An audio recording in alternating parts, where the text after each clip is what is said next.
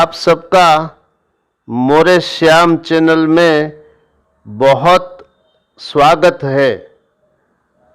चातुर्मास में व्रत नियम का धर्म लाभ, ये श्रृंखला का ये 7वां प्रवचन और श्रावण मास का महात्म्य, ये श्रृंखला का ये 3रा प्रवचन। आज इस वीडियो में हम जानेंगे श्री कृष्ण जन्माष्टमी का शास्त्रोक्त महात्म्य और इसका महान फल। साथ ही श्रावण मास में एक बार जप करने का अत्यंत महान फल क्या, और सुबाहु राजा और उनकी पत्नी को श्री वैकुंठ धाम में कौन सा पदार्थ खाने का निर्देश मिला, ये सब जानेंगे। अस्तु, सबसे पहले हम चलते हैं श्री कृष्ण जन्माष्टमी का शास्त्रोक्त महात्म्य। ये महात्म्य मैंने श्री नारद महापुराण से लिया है। इसमें वक्ता है श्री सनत कुमार और श्रोता है देवर्षि श्री नारद जी। तो श्री सनत कुमार नारद से कहते हैं, हे नारद, ये श्री कृष्ण जन्माष्टमी मनुष्यों के सब पापों को हर लेने वाली तिथि है।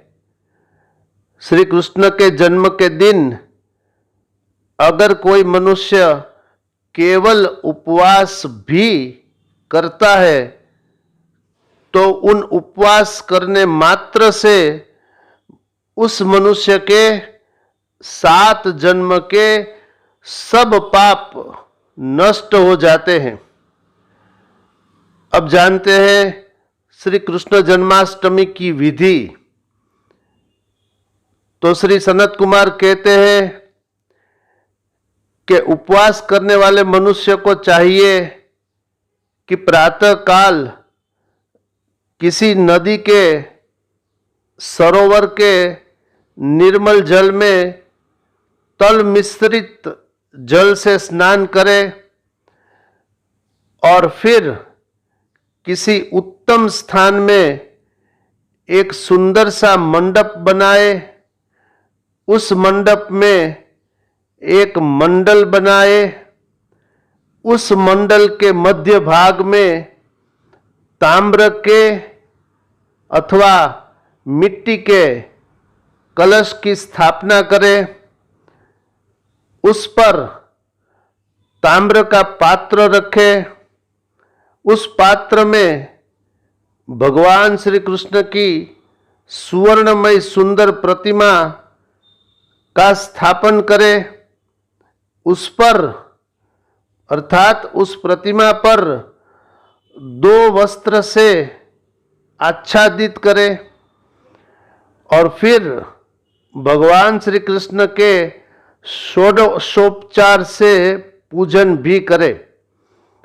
वह पूजन अत्यंत स्नेहपूर्ण हृदय से होना चाहिए और उस कलश की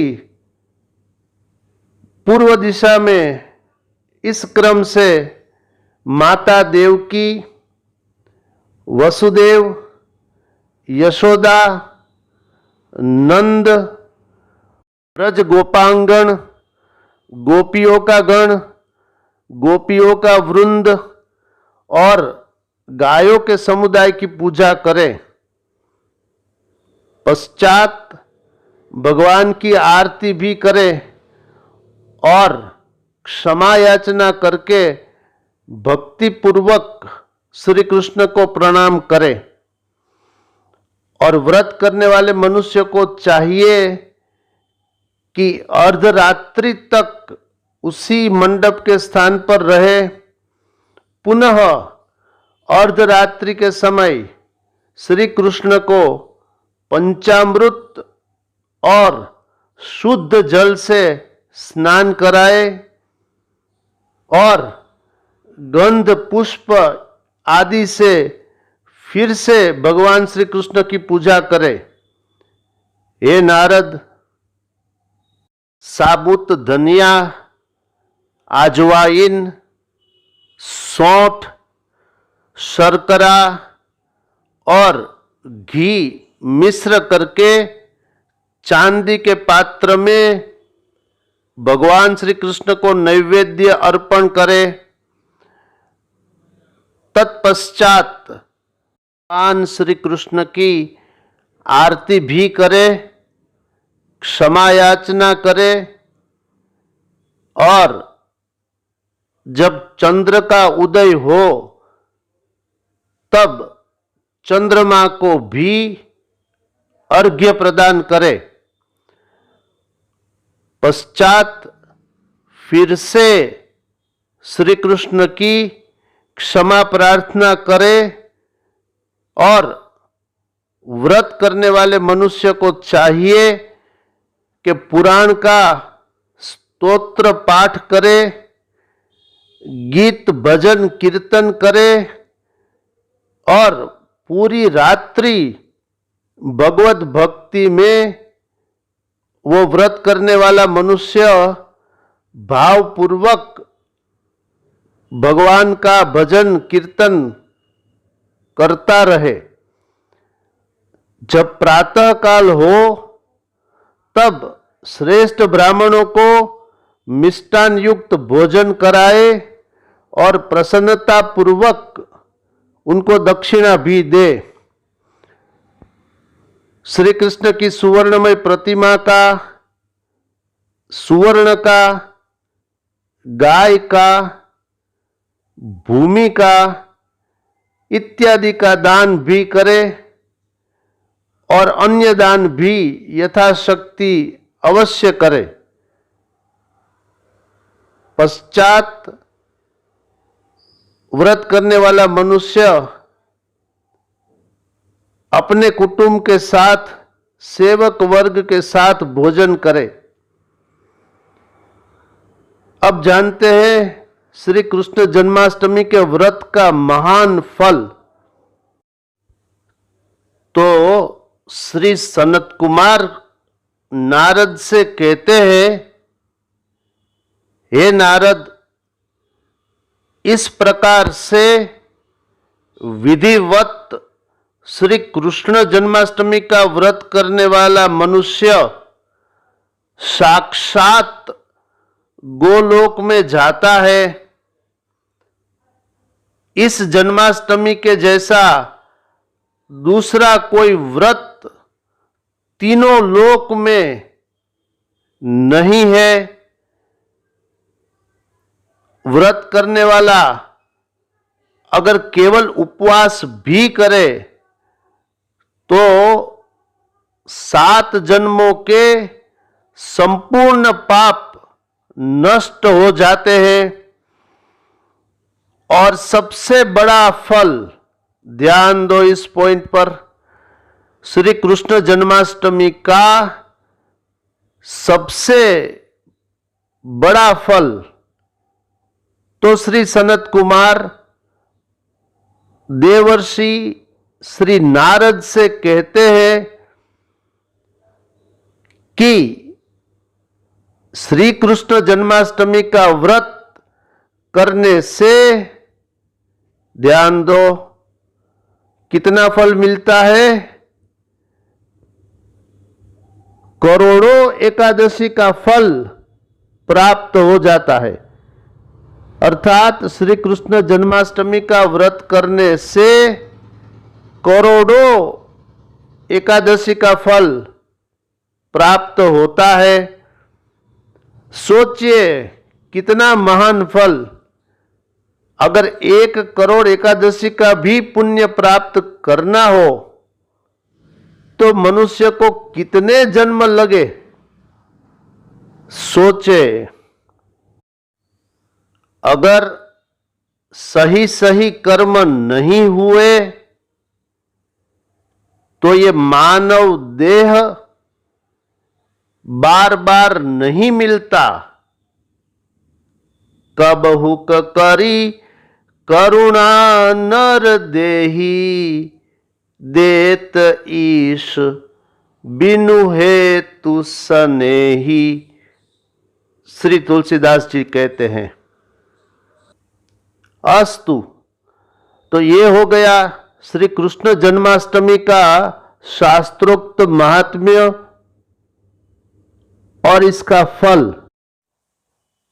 आइए अब हम श्रावण मास में भगवान शंकर के पास चलते हैं। तो भगवान शंकर श्रावण मास के लिए श्री सनत कुमार से ये बोले, ये मैं आपको श्री स्कंद महापुराण से कह रहा हूं। तो भगवान श्री शंकर ये बोले कि श्रावण मास में एक बार भी जप कर लिया तो उस जप का कितना महान फल मिलेगा। तो भगवान श्री शंकर कहते हैं कि श्रावण मास में एक बार भी जप कर लिया तो उस जप का फल ये होता है कि किसी तीर्थ क्षेत्र में सूर्य ग्रहण अथवा चंद्र ग्रहण के अवसर पर 1,00,000 जप से जो सिद्धि होती है वह इस मास में अर्थात श्रावण मास में एक बार के जप से हो जाती है। फिर से सुनिए क्या बोले भगवान श्री शंकर। तो भगवान श्री शंकर ये बोले कि किसी तीर्थ क्षेत्र में सूर्य ग्रहण अथवा चंद्र ग्रहण इसके अवसर पर 1,00,000 जप से जो सिद्धि होती है वह इस श्रावण मास में एक बार के जप से हो जाती है। कितना महान फल। अब हम चलते हैं श्री सुबाहु राजा और उनकी पत्नी को श्री वैकुंठ धाम में कौन सा पदार्थ खाने का निर्देश मिला। तो श्री वामदेव ने सुबाहु राजा और उनकी पत्नी को जब ये बोल दिया कि आप दोनों ने अपने पूर्व जन्म में अर्थात मनुष्य देह में कभी अन्नदान नहीं किया, इस कारण आप दोनों को श्री वैकुंठ धाम में भूख और प्यास अत्यंत सताती है। अब तुम दोनों को अगर अपनी भूख और प्यास शांत करनी हो तो मंदार वन में जाकर तुम दोनों पति पत्नी अपने ही निष्प्राण देह का मांस खाया करो। तब सुबाहु राजा ने श्री वामदेव से ये पूछा कि हे प्रभु, मुझको और मेरी पत्नी को अपने ही निष्प्राण देह का मांस कितने समय तक खाना पड़ेगा? और हे मुनि, आप मुझको यह भी बताने की कृपा करें कि कौन सी वस्तु का, कौन से पदार्थ का दान करने से कौन सा पुण्य प्राप्त होता है। हे महाज्ञानी, हे श्रेष्ठ मुनि, आप मुझको ये बताने की कृपा करें। तब श्री वामदेव ने इसका जो उत्तर दिया, ये हम अगले प्रवचन में जानेंगे। इस वीडियो में इतना ही। आपसे निवेदन है, अगर आपको ये वीडियो पसंद आया हो तो हमारी चैनल मोरे श्याम को आप सब्सक्राइब करें, लाइक करें और शेयर भी करें। इस वीडियो में इतना ही। शेष फिर कभी। बोलिए श्री राधा कृष्ण भगवान की जय।